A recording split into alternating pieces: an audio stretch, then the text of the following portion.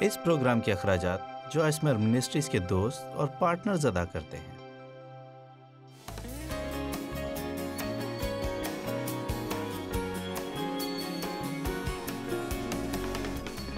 جیسا کہ آپ جانتے ہیں کہ میں یسوع کی چند ایک تماثیل کے بارے میں سکھاتی رہی ہوں، تاہم اپنی خدمت کے دوران میں نے ایسا کبھی نہیں کیا، اور میں آج آپ کو بتانا چاہتی ہوں کہ آج میں شاگردیت کی قیمت کی تمثیل پر پیغام دوں گی، اور اس کا آغاز ہم لوکا 14 کی 25 تا 35ویں آیت سے کریں گے۔ جب بہت سے لوگ اس کے ساتھ جا رہے تھے تو اس نے پھر کر ان سے کہا، اگر کوئی میرے پاس آئے اور اپنے باپ اور ماں اور بیوی اور بچوں اور بھائیوں اور بہنوں سے بھی دشمنی نہ کرے، بلکہ یہاں تک کہ اپنی جان سے بھی دشمنی نہ کرے، تو وہ میرا شاگرد نہیں ہو سکتا۔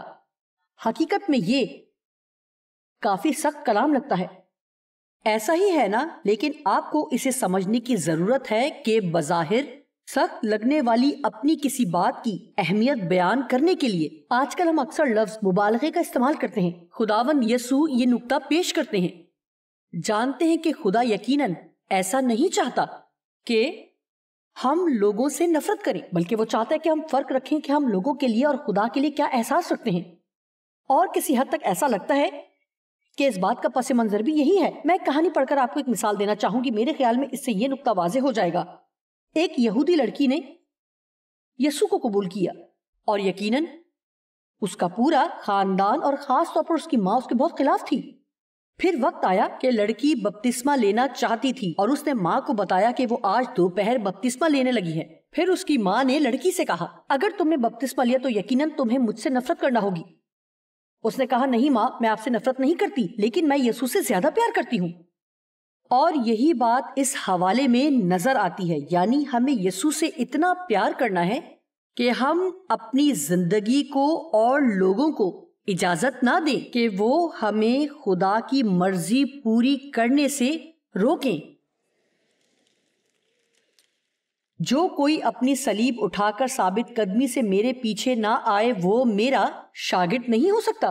دیکھیں، آپ نجات پا سکتے ہیں، لیکن یسوع کو نجات دہندہ قبول کرنا الگ بات ہے، اور حقیقی شاگرد نہ بننا الگ بات ہے۔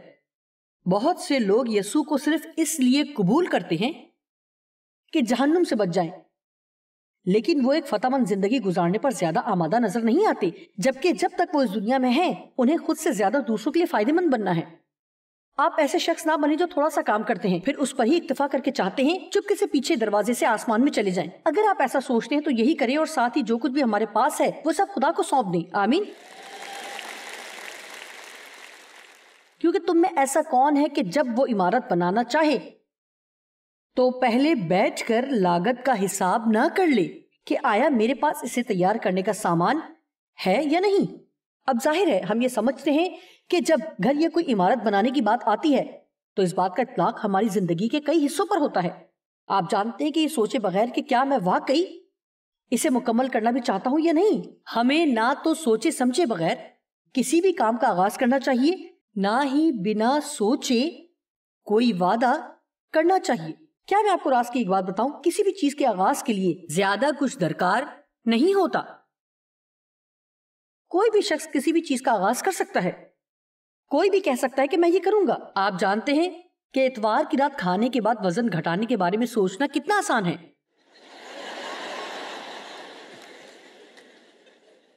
آمین۔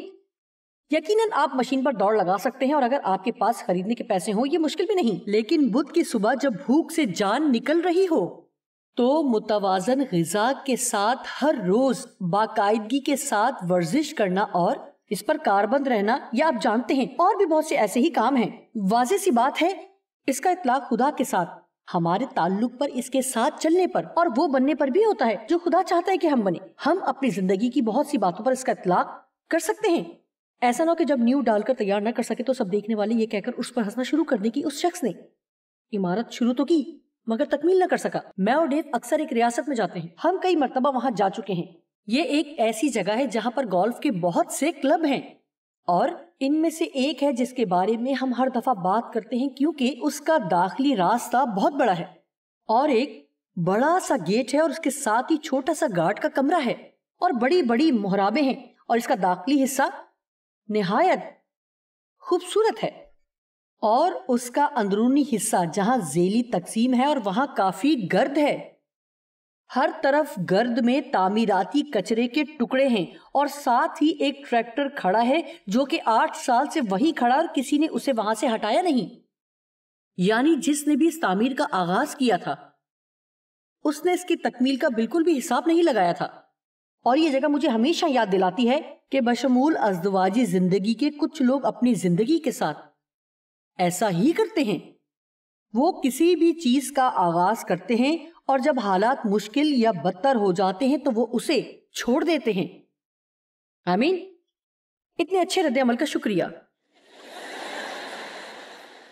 آپ جانتے ہیں کہ یہاں سامنے آ کر یہ کہنا مشکل نہیں کہ میں کروں گی، لیکن اس پر قائم رہنا مشکل کام ہے، جیسا کہ میں اور ڈیو ہم دونوں 50 سال سے شادی کے بندھن میں ہیں، اور یہ صرف اسی وقت ہو سکتا ہے جب آپ کا عہد مضبوط ہو۔ یہ کون ایسا بادشاہ ہے جو دوسرے بادشاہ سے لڑنے جاتا ہو اور پہلے بیٹھ کر مشورہ نہ کر لے اور سوچے کہ آیا میں 10,000 سے اس کا مقابلہ کر سکتا ہوں یا نہیں، جو 20,000 لے کر مجھ پر چڑھ آتا ہے۔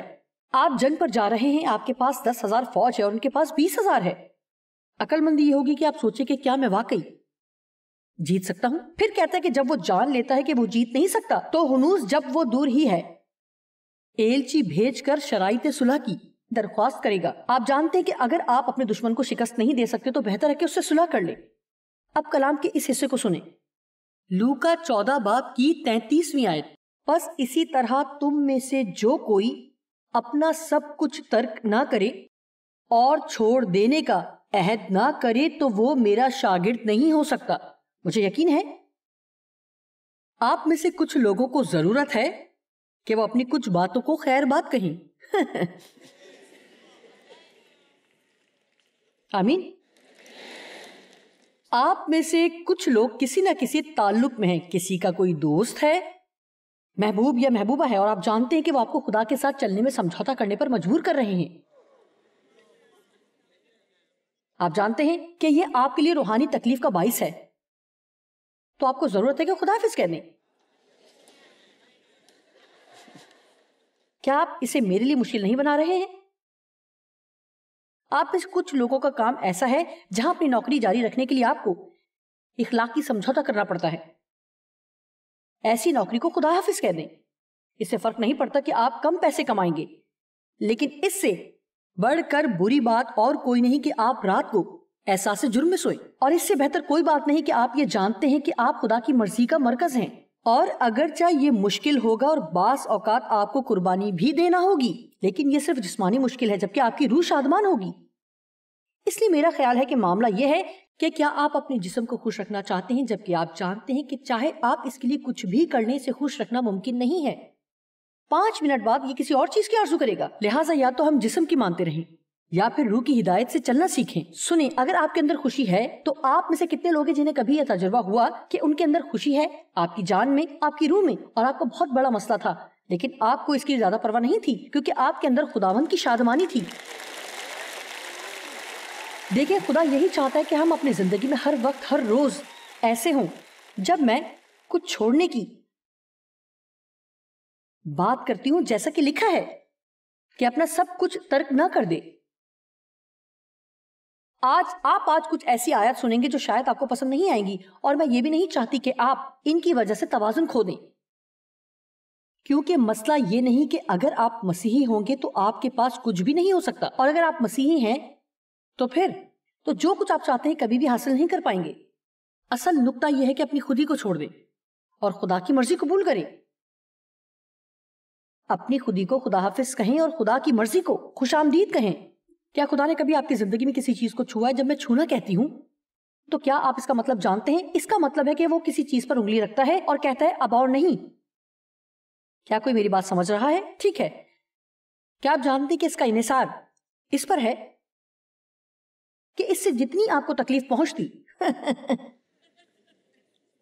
اور اس سے آپ جان لیتے ہیں کہ آپ کا اس سے کس قدر لگاؤ تھا، اور اگر خدا آپ کی زندگی میں کسی چیز پر انگلی رکھتا ہے اور ہم اسے نہیں چھوڑ سکتے، اور یہ جانتے ہوئے بھی کہ وہ یہ چاہتا ہے تو پھر اس بات کے لیے خدا ہمیں سکھانا جاری رکھے گا، کیونکہ حقیقت میں یہ چیز ہمارے لیے تکلیف کا باعث ہے اور یہ ہماری مدد نہیں کر رہی۔ یہ حیران کن ہے کہ بہت سی چیزیں جنہیں ہم تھامے رکھتے ہیں وہ ہمیں تباہ کر رہی ہیں، جبکہ خدا چاہتا ہے کہ ان کو ہمارے راستے سے ہٹائے تاکہ اس کی جگہ ہمیں اس سے بہتر چیز دے سکے۔ اب میں آپ کو ایک چھوٹا سا راز بتاتی ہوں، کیونکہ اگر میں نہیں بتاتی تو آپ کی توجہ ہٹ جائے گی، کیونکہ میں آج کچھ چھوڑنے کے بارے میں بات کروں گی اور کسی کو بھی یہ پسند نہیں ہے۔ یہ خوش کرنے والا پیغام نہیں ہے، لیکن یہ ایک اہم پیغام ہے، کیونکہ خدا آپ کی ہر اس چیز کو جو آپ کو تکلیف دے رہی ہے آپ کی زندگی سے نکالنا چاہتا ہے۔ یہ آپ کا برا رویہ بھی ہو سکتا ہے۔ آپ میں سے کچھ لوگ اپنے برے رویے کو چھوڑ سکتے ہیں اور اس سے آپ کو کوئی تکلیف نہیں پہنچے گی۔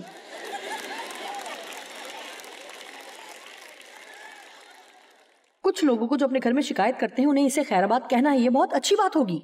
آمین۔ ٹھیک ہے، منفی رویے کو خیر بات کہنے کے بارے میں کیا خیال ہے؟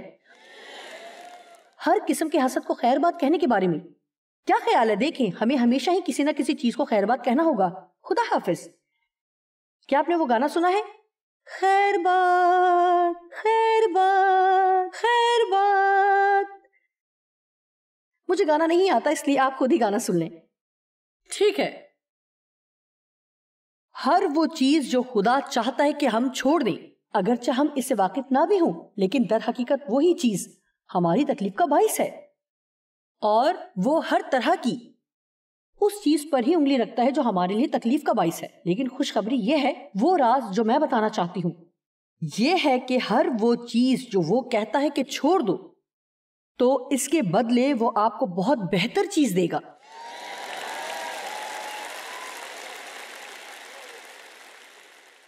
لیکن دیکھیں، ان آیات میں ابھی وہ یہ بات انہیں بتا رہا ہے، ابھی وہ صرف کچھ چھوڑنے کی بات کر رہا ہے، لیکن جب آپ خدا کے ساتھ چلنے کا تجربہ رکھیں گے تو آپ جان لیں گے کہ پہلے آپ کو کچھ چھوڑنا ہے اور آپ نہیں جانتے کہ آگے کیا ہوگا۔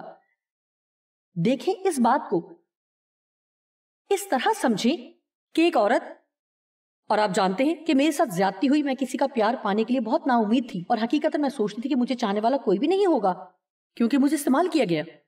لہٰذا جو پہلا شخص میری زندگی میں آیا جس نے مجھ پر توجہ دی، شادی کی درخواست کی، میں نے اس سے شادی کر لی۔ اپنے دل کی گہرائی میں میں جانتی تھی کہ یہ غلط فیصلہ ہے، یہ شادی کامیاب نہیں ہوگی۔ میں 9 سال کی عمر میں ہی نئی پیدائش حاصل کر چکی تھی، اس لیے مجھے کچھ سمجھ نہیں تھی۔ آپ جانتے ہیں جب کسی چیز کے لیے آپ کے اندر اطمینان ہوتا ہے، لیکن میرے اندر نہیں تھا، اور حقیقتاً میں نہیں جانتی تھی کہ میرے اندر کیا چل رہا ہے۔ اس سے شادی کرنے پر میرے اندر اطمینان نہیں تھا، لیکن میں نے کر لی کیونکہ میں مایوس اور خوفزدہ تھی کہ جو مجھے مل رہا ہے اگر اسے قبول نہیں کرتی تو مجھے کیا ملے گا، یا پھر کبھی کچھ نہیں ملے گا۔ سنیں،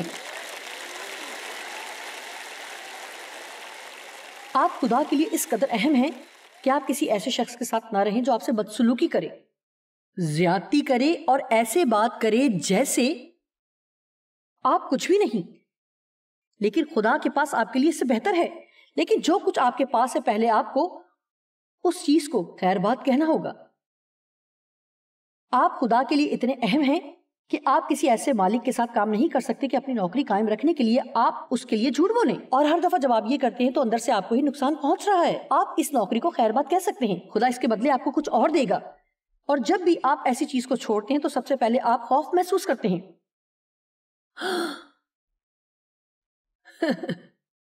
خدا نے ابراہیم سے کہا کہ وہ خیر بات کہے، اور اسے یہ بھی نہیں بتایا کہ اسے کہاں جانا ہے۔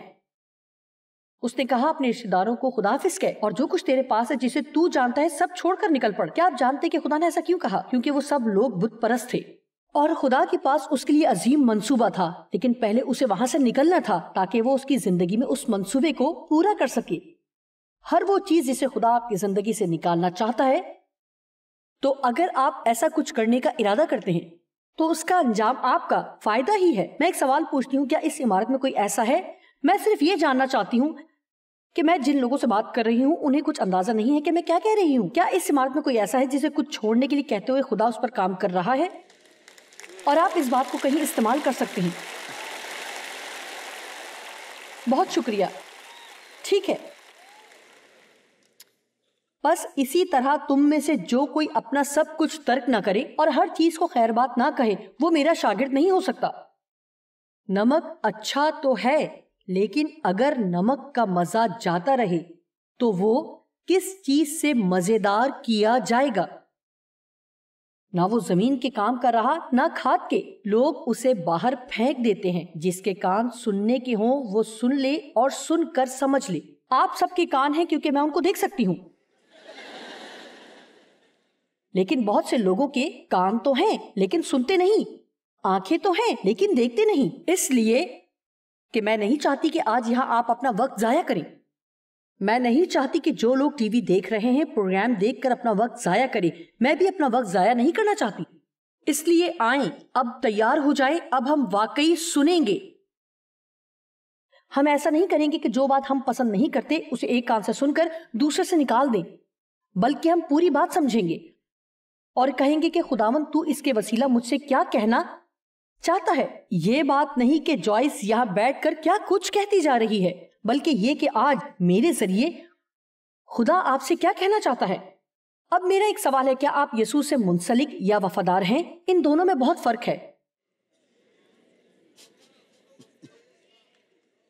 دیکھیں، بہت سے لوگ یسوع کے ساتھ منسلک ہیں. وہ چرچ جاتے ہیں، وہ ایمان کا اقرار کرتے ہیں، وہ آسمان پر جانا چاہتے ہیں،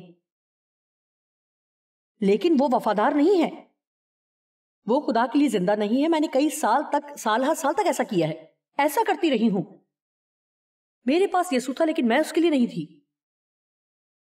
سنیں، یسوع پر ایمان لانا، اس کا نام سینے پر سجانا اور پھر جو آپ چاہتے ہیں اور وہ سب کرتے رہنا بہت آسان ہے. کوئی تبدیلی نہیں آتی. زندگی کی ہنگامی صورتحال کے لیے یا جب حالات خراب ہو جائیں تو یسوع ہمارے پاس ہے، لیکن وہ چاہتا ہے کہ ہم پورے طور پر اپنی زندگی اس کے حوالے کریں اور کہیں خداوند تو مجھ سے کیا چاہتا ہے کہ میں کروں، تو میری زندگی میں کیا کرنا چاہتا ہے. منسلک ہونے کا مطلب ہے شامل ہو جانا.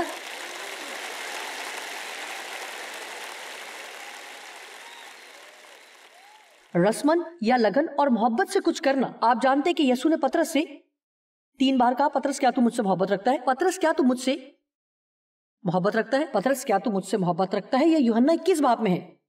یہاں محبت کے اظہار کے لیے 3 مختلف الفاظ آئے ہیں، لیکن اس وقت ان کی تفصیل نہیں بتا سکتی. لیکن ان میں سے ایک لفظ لگاؤ اور پیار سے ملتا ہے. پطرس کا ایک ہی جواب تھا کہ ہاں تو جانتا ہے کہ میں تجھے چاہتا ہوں، تو جانتا ہے میں تجھ سے پیار کرتا ہوں، ہم دوست ہیں. اس نے دوبارہ پوچھا اور پھر اس نے بار بار پوچھا، اور ہر مرتبہ جب پوچھا کہ اگر تو مجھ سے پیار کرتا ہے تو میری بھیڑیں چرا، اگر تو مجھے پیار کرتا ہے تو میری بھیڑیں چرا.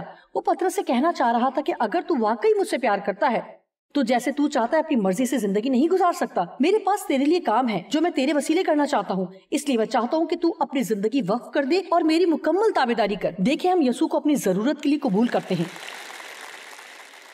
کیونکہ یہ سچ ہے کہ ہمیں زندگی میں بہت سی مشکلات کا سامنا ہوتا ہے اور ہم مارے پھرتے ہیں اور چاہتے ہیں کہ وہ ہماری زندگی میں آ جائے اور سب ٹھیک کر دے.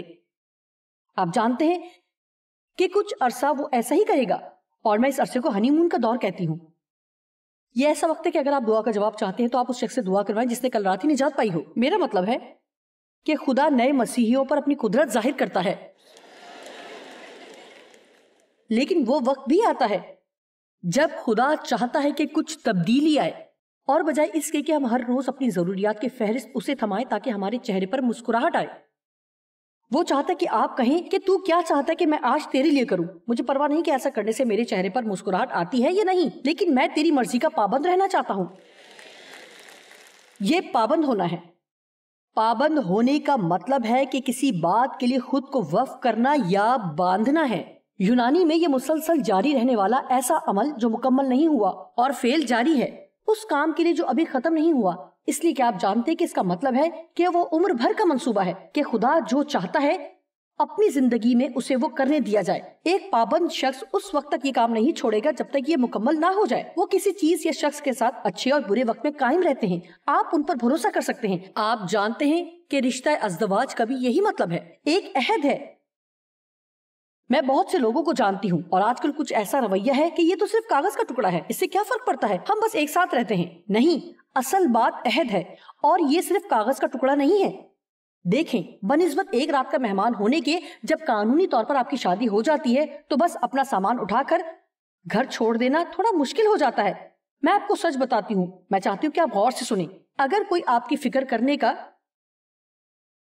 عہد نہیں کرتا تو آپ کی قدر اس سے کہیں زیادہ بڑھ کر ہے.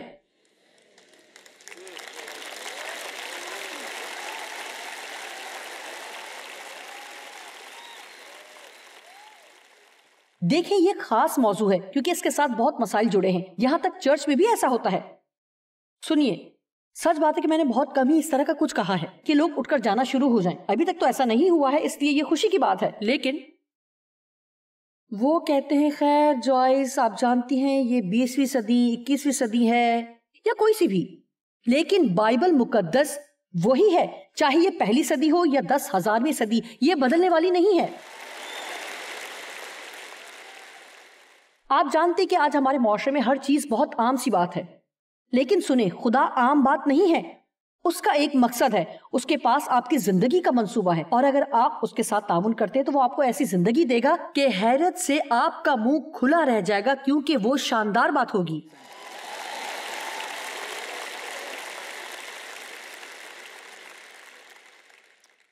اس لیے مجھے منسلک ہونے اور عہد والی بات پسند ہے. شادی سے پہلے ڈیٹنگ کرنے کی بنسبت شادی قابل ترجیح ہے.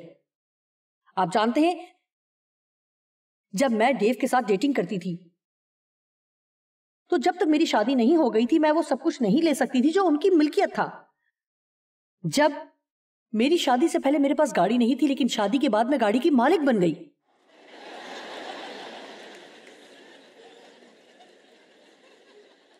جس دور میں ہم ڈیٹنگ کر رہے تھے، میرا مطلب ہے کہ تب میں یہ نہیں کہہ سکتی تھی کہ یہ میری گاڑی ہے، لیکن جس لمحے ہماری شادی ہو گئی تو میں یہ کہہ سکتی تھی کہ یہ میری گاڑی ہے. میرا مطلب ہے ڈیو کے پاس کچھ پیسے تھے، میرے پاس کوئی پیسہ نہیں تھا. پھر ہماری شادی ہوگی تو اچانک میرے پاس کچھ پیسے آ گئے. آمین. اس لیے آج میں آپ سے پوچھتی ہوں کہ کیا آپ یسوع کے ساتھ ڈیٹنگ کر رہے ہیں یا اس کی دلہن ہے؟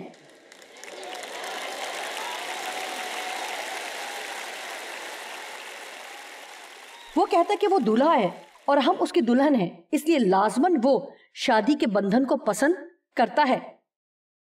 آمین. بشمول میرے یہاں ایسا کوئی شخص موجود نہیں ہے اس کلام کو سننے کے بعد وہ اس کی ضرورت محسوس نہ کرے. یہاں ایسا کوئی بھی ایک شخص نہیں جو کہہ سکتا ہے کہ اسے اپنی زندگی میں اس پیغام کی ضرورت نہیں. آپ جانتے ہیں کہ اپنی زندگی سے خود کو خیر آباد کہنا کافی حد تک ڈراؤنی بات ہے. لیکن آپ کو اس زندگی کا اندازہ نہیں جو زندگی خدا آپ کے لیے رکھتا ہے. کیا آپ سوچ سکتے ہیں کہ کسی دور میں جب یسوع کے ساتھ صرف منسلک تھی، میں ہر اتوار کو چرچ جاتی اور پھر گھر جاتے ہی پاسٹر صاحب کی اور چرچ کے دوسرے لوگوں کی عیب جوئی کیا کرتی تھی. کیا آپ سوچ سکتے ہیں کہ اس وقت مجھے معلوم ہوگا کہ میری زندگی کے لیے خدا نے کیا منصوبہ بندی کر رکھی ہے؟ کیا آپ سمجھتے ہیں کہ مجھے کچھ اندازہ تھا کہ ایک دن میں یہاں اس مقام پر کھڑی ہوں گی؟ لیکن سنیں، اس عرصے کے دوران اپنی زندگی میں سے بہت سی چیزوں کو مجھے خدا حافظ کہنا تھا، بہت سی چیزوں کو. آمین. میں بتانے کی کوشش کر رہی ہوں کہ خدا کے پاس آپ کے لیے بہتر منصوبہ ہے، اور جس چیز سے آپ لپٹے ہوئے ہیں اس چیز کو اجازت دیں جس چیز پر خدا نے انگلی رکھی ہے، جو آپ کو خدا سے بہترین حاصل کرنے سے روک رہی ہے. آپ جانتے ہیں کہ خدا کے ساتھ مکمل وفاداری کا مطلب ہے کہ ہم ہر چیز چھوڑ دینے پر رضامند ہوں تاکہ وہ ہماری زندگی میں اپنی مرضی پوری کر سکے. یاد رکھیں، ہر وہ چیز جو خدا چاہتا ہے کہ ہم ترک کریں یا چھوڑ دیں تو اس کے بدلے ہمیشہ وہ آپ کو ایک بہترین چیز دے گا.